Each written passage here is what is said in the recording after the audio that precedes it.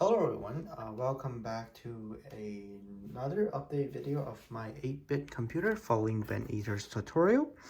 So as you can see here, today I actually got a better recording station so you can see everything, unlike last time where the point of view is pretty bad.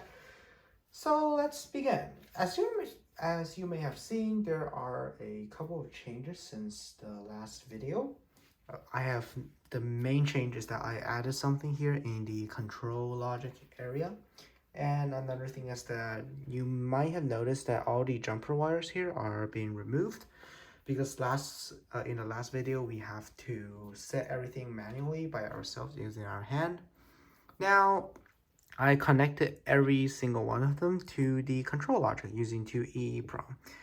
So the main changes here is that here is actually a counter.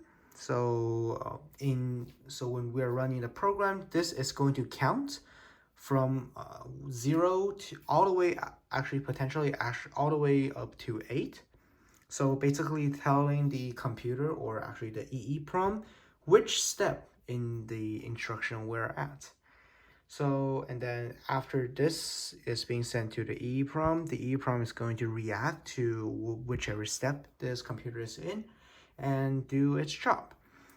Meanwhile, if there are instructions in the instruction register, they are also fed into EEPROM, and the EEPROM will then look at both the step and the instruction it is in to do whatever it's supposed to do in the control logic in that step. So let's start by hooking up the power here. Oh. All right, the power is being hooked up. So just in case if there's someone who hasn't watched the last video, I'm just gonna do another recap of whatever each part of the computer is supposed to do. So on the top left here, we can see that this is the program clock. It's going to be able to pulse at a constant interval, such as this one. Actually, let me change it a little. It's going to be able to pulse at set intervals, and it's going to be indicated by this blue light here. Now I'm in manual mode, so if I press this, something's gonna happen. But if I set it to the auto mode, it's gonna run whatever, it's gonna just pulse simultaneously with the red light. So that's the clock module. The purpose of the clock modules is that so that every part of the computer is going to work simultaneously instead of following their individual schedule. Moving down, we have the memory. So this is the entire memory section. On the top, we have the memory address register. So it's going to be remembering or temporarily storing the address of which memory address we are supposed to be visiting. So for example, if we are now in the first part of the program, we might want it to read the 0th address of the RAM. Or we might have a command in the program to read whatever is stored in the 10th line of the RAM. So this is going to help us know, so these LED are going to help us know which address of the RAM we are now accessing. And it's also going to be able to read from the bus which address to do, and we can also actually manually just set whatever address we want it to be. So for example, I can now set it to 1110. So that's the memory address register. What's below it is the RAM module. Here is the actual storing unit, and here is the inputs control. So these two are some 70 or 189 chip that's going to be able to store 8 bytes, actually 16 bytes of data. So this is going to store, and these lights are going to indicate what's stored in the RAM, actually the RAM content. Below it, we have some decoder. We have some other integrated circuits. I forgot the name of it, which is going to basically read data from the bus and based on control logic, it's going to be able to read from the bus. And at the same time, we also have a manual mode. First, we set the address we want to set the RAM, and then we just flip something. For example, I'm just gonna put all zeros here. So we're also going to be able to manually set the RAM and press the button. And that's all 0. So why we need the manual mode is that so that we can actually write our program into the memory. So after that, it knows what to run. Let's just get it back to the auto mode. Below it is the instruction register. So currently for our RAM, we are going to have the first 4-bit being the instruction and the last 4-bit being which memory address this instruction is referring to. So we can read whatever is on the RAM into the instruction register, and the first 4-bit is going to be instruction, last 4-bit is going to be the memory. We can clearly see that by the light. And the first 4-bit is going to later tell the computer what to do. And followed by this is the program counter. The program counter is going to be able to count up by 1 whenever needed. So the main purpose of the program counter is so that we know which memory address we should go to next. For example, after we finish line 1 in the memory, we want to go to line 2. So this is why it's going to be able to count up by 1. And sometimes we might have some jump command in our instruction. So this is also going to be able to read from the bus to set its own address. Follow is the A register, the ALU, and the B register. Those are actually the earlier modules I built. So A register and B register are going to be able to temporarily store data to be processed. And the ALU is constantly just adding the values of the A register and the B register together, or sometimes it might just subtract the value of B register from A register, so A minus B. And below is the fancy things. It's the output register. So we have an EEPROM that's programmed to actually decode whatever is in binary into those 7 segments display. And here are the register that actually stores the value, so that if we go to the other places of the computer, the value stays in here. And below it is what's being shown in the last video. It's all the instructions of all the modules.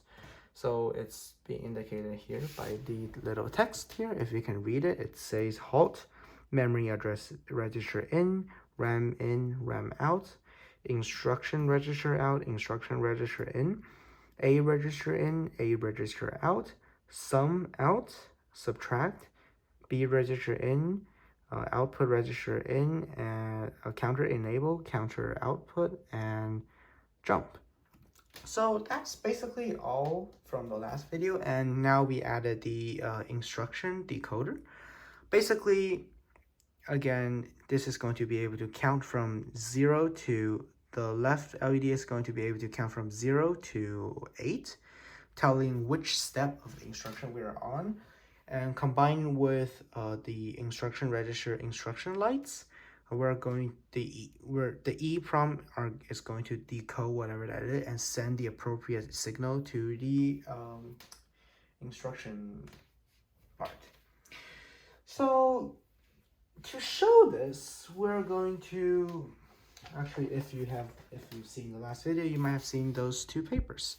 Basically, that's the code where that's basically which control each step of the program is supposed to be doing. And here is a simple program that's going to add A and B together and output the answer. Well, today I have a better version of that thing. I actually have this here. If you watched Ben Dieter's video, you might see something similar to this. So basically, this is going to show, so this is the basic instruction. It's going to say for whatever instruction, the first step and the second step are always going to be the following outputs. So the left output is actually controlled by the left EEPROM. The right output is going to be controlled by the right EEPROM. So that's why we need two of them. Each of them only have 8 output, and we have total of 15 right now. So we have each instruction of what instruction code they are, and then what steps they are doing what, as you can see here. So I'm just gonna leave it right here. If you want to read it, you can pause the video. And I also write a neat little program. Again, it's very simple. Again, just plus A plus B. And so it's going to load to A register whatever number we stored on memory address E. And then it's going to add to whatever it's stored on memory address F. And then it's going to be feedback to the A register. And after that, it's going to output whatever is on the A register and start the program. So let's write the program. And actually, in the back, I just wrote whatever machine code it's supposed to be. So let's just start writing it. Let's go to memory address. Let's go to memory address 0 and set it to 0, 0, 0, 1, 1, 1, 1, 0. That's the first step, and the second will be 0, 0, 1, 0, 1, 1, 1, 1. All right, and then the next one will be a memory address 2, and it will be 1, 1, 1, 0. And the last 4 actually doesn't matter because the output, it's not gonna do anything if the last 4 digits are different. And the last step will be 1, 1, 1, 1, and then whatever it's stored. So on the last 2 digits, it's the number we want to add. So let's see what I want to add. How will I just add home? I'm not really sure. How about let's just add, well, let's see what number this is. You can just add whatever this number is. So that's 1, 2, 4 plus 20, so 32, that's 52. So let's store it in here, 52, and then plus, how about just plus 128? So we just need to flip one button. And let's set it back to the default run mode. And one other thing we are missing right here is the reset button. So after every program, I had to manually reset everything back to its original state to 0. It'll be much easier if I just connect all those reset to a button and press it, and everything resets. All right, so let's just move this back to the original stuff. Okay, so as you can see here, I'm just gonna go through everything one by one. So the first will be the fetch cycle. So it's at the 0 step, it's going to memory address in and then counter out. We can see here memory address in, counter out, and now it's all 0. It's just 0 feed into 0. So let's go to the next step. The next step will be 0, 0, 1. So it's going to read whatever it's on the RAM into the instruction register, at the same time increase the counter by 1.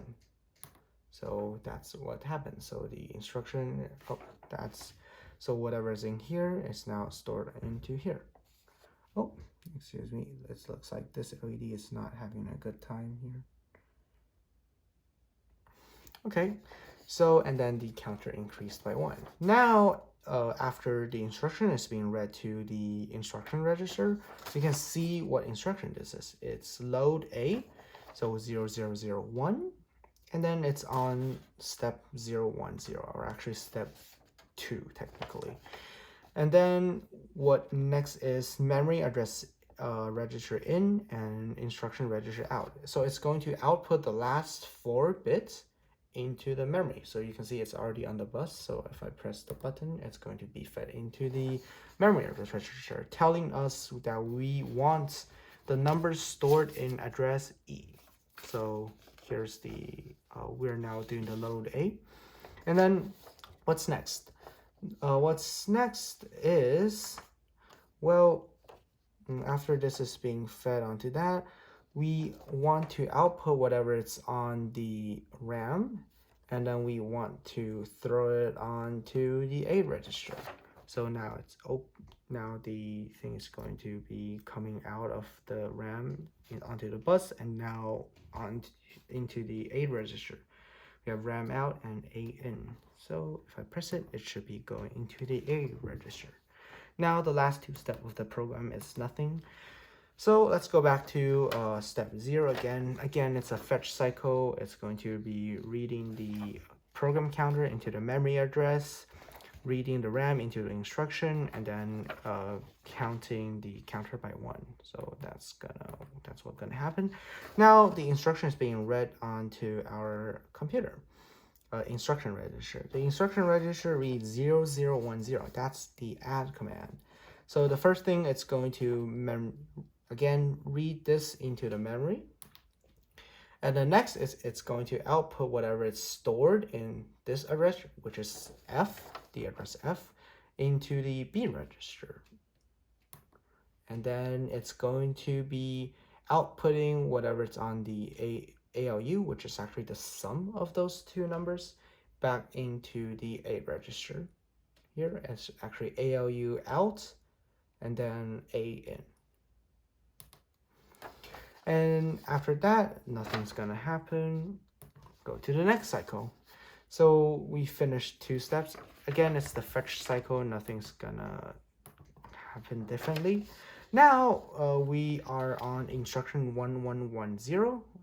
So the 1110 is actually going to be A out and then output register in. So it's going to be going from here onto the bus and to the output register, and we will hopefully see the result of the number.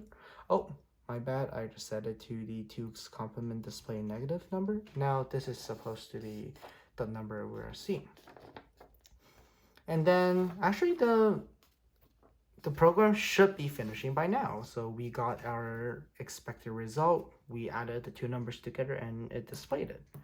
But we don't really want the program to stop here because the computer clock is still running if we set it to automatic mode, and then it's going to be reading from the next address and the next address and the next address, and eventually it'll read something that we don't want and then cause the output to be completely different. So that's why we have the halt command at the end. So as you can see here on the end is the halt command. So it's going to stop the computer clock, but in the first 2 steps, it's still the fetch cycle, so nothing's gonna change. And now the computer will read the 1111 command, which is going to be halt. And after that, the computer clock just stopped working. This light never lights up again, and we'll just have the result here staying with us forever. That was kind of slow, actually, because, well, it's faster than the time I have to deal with just my hand, but it's still slow. Well, that's reasonable since we're actually just pressing the button ourselves every single time. To do that, so the computer clock is, let's just let the computer clock do its job. But first, let's reset everything.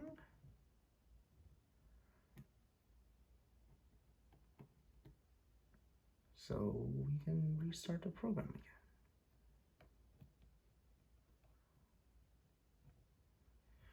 And that should be it. Actually, let me just pause it through to the 0th instruction. So if I set it to automatic mode, it should be calculating it itself. So we can see all the steps just going through one by one. And now it's outputting 180 and it stops. Nothing's gonna happen after that. And this is pretty good. It's way faster than the first time, but it can actually be even faster than that. So let me just stop the clock, reset everything again. Because the clock is being controlled by a variable resistor or potentiometer, you might call it. So I can actually change, let me go back to the first one. So I can change the resistance it has to make it slower like this.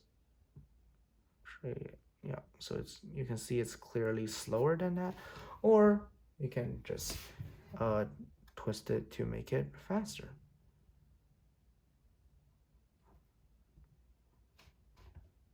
So actually, now it's still blinking. It's just very fast.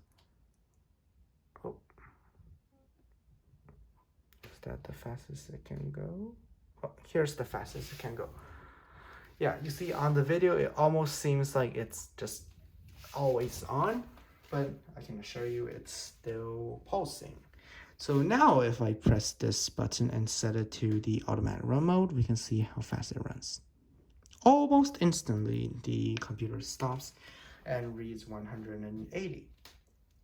And that's another reason why we need the halt line, why we need the halt command, because at this speed, we are not gonna able to stop the computer when it output the command, and things might go wrong.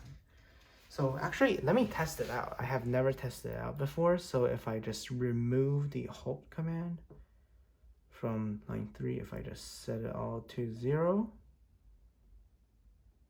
what's gonna happen? Oh, I'm having a hard time setting it to 0. Wait, actually, let me see what's on the next. What's on address number 4? So address number 4, we have a random thing. What about address number 5? We have another random thing. 6, random thing. 7, we have another halt thing, but we don't really want it to halt, right? We just want it to keep running. And then 7, and then 8. This is not 8. So 8, we don't have another halt command. 8, 9, 10. Oh, we don't want that. 11, 12, 13, 14, 15. Okay, now there shouldn't be a halt here. So let's see what will actually happen. So if I just reset everything again. I've never tested this before, actually. Every time I run this, I have a halt at the end of the program. So let me just actually reset everything and then just step this through to the first step. Okay, so now if I press this, let's see what happened. Last time we have 180, now what will we have? Oh, wow. The computer just not stopping. Oh, so we still have 180, which is, well, pretty good, but then, yeah, we don't really want this to be happening. So, yeah, that's why we need a halt command, so it doesn't just flicker forever. And, well, that's pretty much it for this update of my 8-bit computer. Everything is pretty much done. Well, yeah, everything is pretty much done. I can run program in here. So the next thing to do is actually to set the reset button. So I can just press everything instead of just having to manually like disconnect every single line and stuff. And after that, well, I think I still need a flag register so that I can implement conditional jump, which will allow me to calculate pretty much everything. Because right now I can't do calculations such as multiplication, because if I just want to do the multiplication in the most old-fashioned way, just adding the number together, like for example, if I do 3 times 5, we just add 3 together 5 times.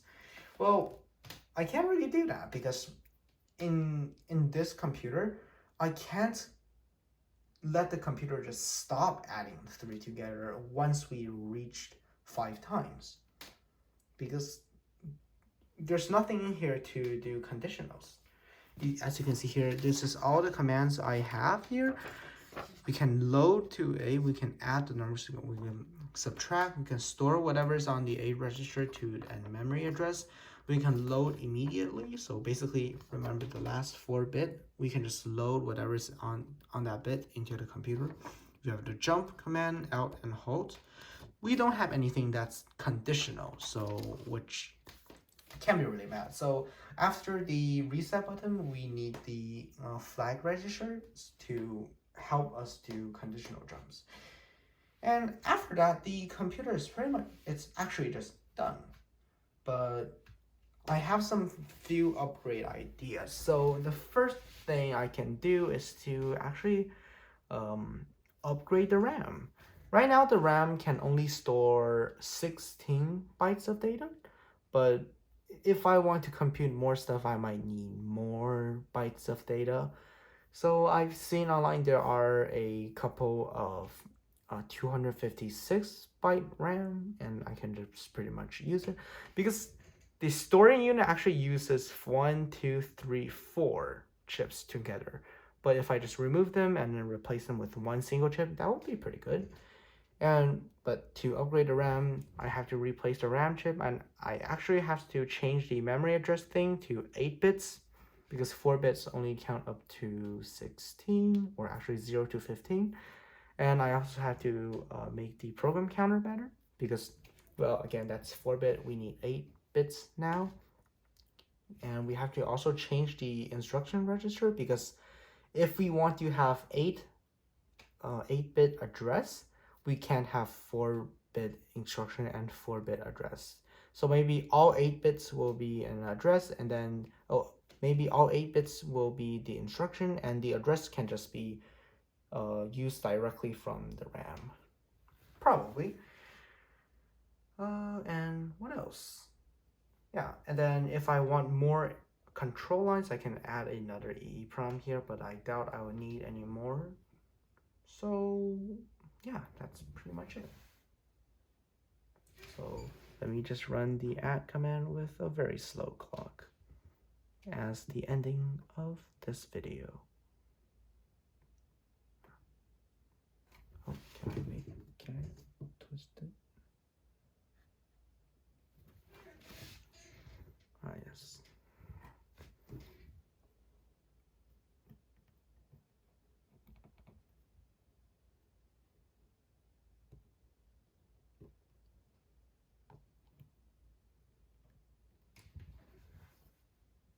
Oh, wait, I just removed the hold command. I should probably add that back, right?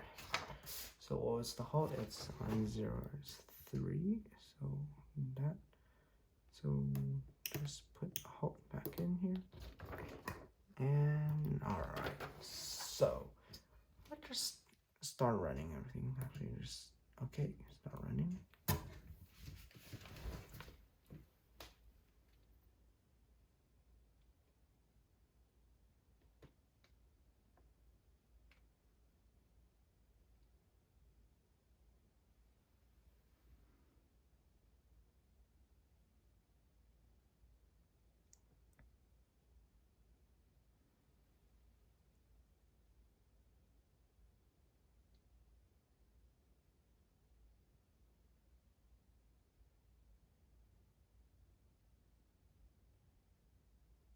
Oops, what happened here? Why did it stop at 128? Did something go wrong?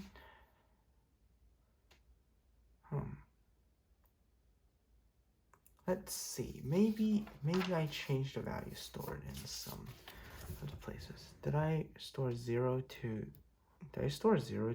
F? No, what about E?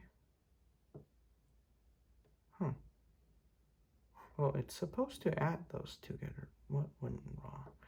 So I have 0. Oh, I don't have the load A command anymore. So that's why.